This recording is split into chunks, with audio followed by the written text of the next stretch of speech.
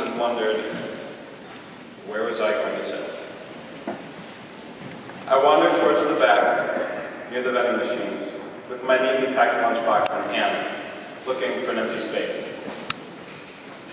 But as I looked around, it seemed as though most of my peers had already found their places. Many of you were already eating, talking with old friends and making new ones, regaling each other with horror stories of broken locks, walking into the wrong classes, and forgetting your textbooks. I lacked the courage then to sit down with all of you and tell my stories as well.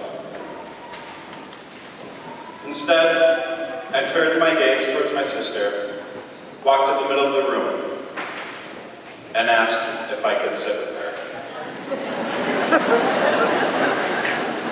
She reluctantly gave me a seat. And so I sat with her and her friends for the next 2 weeks.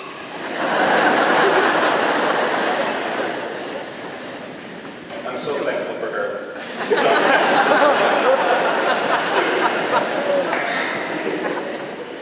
She's always been paving the way for me. During those first 2 weeks at school, I became acquainted with another freshman, who is still a close friend of mine. But at that time, I had only exchanged a few conversations with her. One day, I plucked up enough courage to walk to the end of the commons and ask for a seat with her. Despite all of my fear and anxiety, I was accepted without hesitation. I had finally felt welcome at Notre Dame Academy. This is a story I share with you all today because I need you to understand something. In hindsight, as small of a hurdle as it was, at the time it seemed pretty big. But I had overcome it. I had succeeded. No gold star, no pat on the back, no trophy. Just my own sense of accomplishment and self-worth. As a member of this graduating class, I am in the company of truly the most gifted group of young minds that I know. I don't need to go into detail because I'm sure you all know this. I'm sure many of you have been told that one day you'll become successful. And I'm sure many of you will end up doing just that.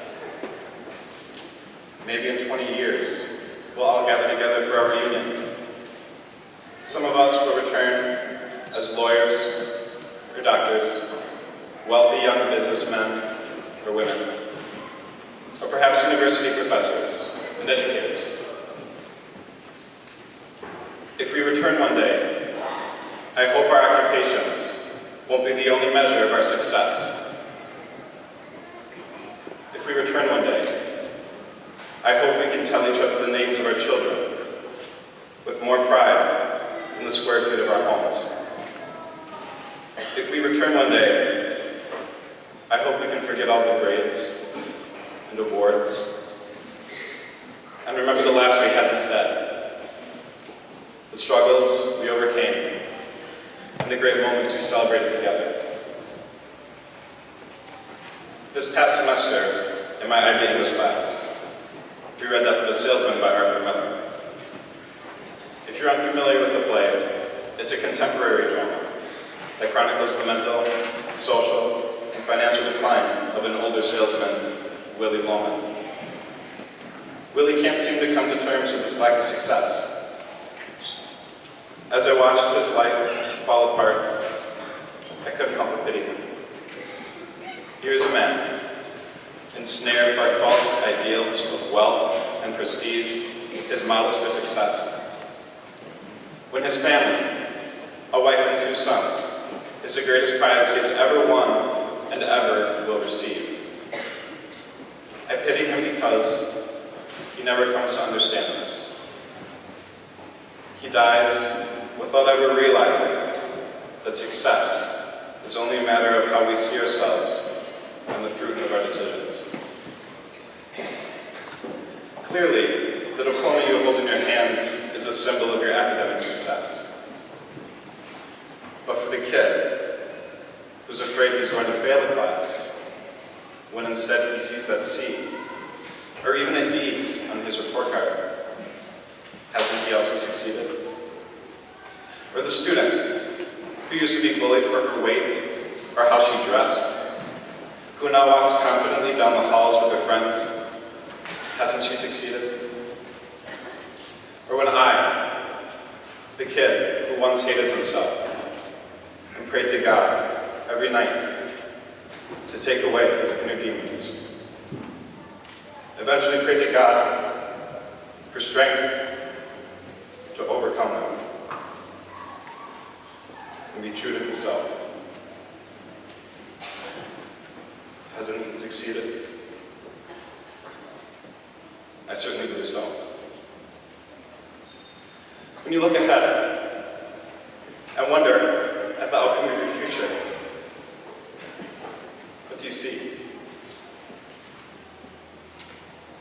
I hope you see a future where you know happiness, true happiness.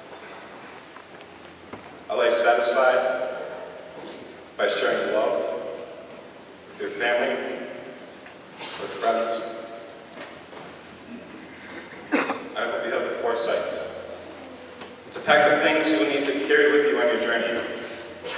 The small, simple things that will make it light and smooth.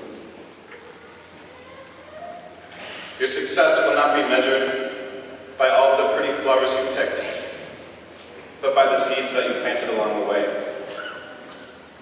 For when the time comes for you to turn around, for one last look, do you want to be able to recognize your trail by all the empty stalks, or by how much more beautiful your path has grown behind you? Class of 2013. Today we recognize our academic achievements. What about tomorrow? Or the next day? Or when the long years of our lives have become saturated with time and ripe with experience, what then will be the measure of your success? What will you see when you turn around? A tranquil, empty path? Or something far more lush? When I look back, I want to see a garden, wild and beautiful, thick with green and every possible color that the eye can distinguish. When I look back, I want to see a life worth living again. My peers, my friends, no greater advice can be given than that which comes from your own heart. I followed mine 4 years ago when I walked across that cafeteria and took my place among you. Today, you prepare for a much longer journey. I hope we can take to it as Walt Whitman wrote, afoot and lighthearted, I take to the open road.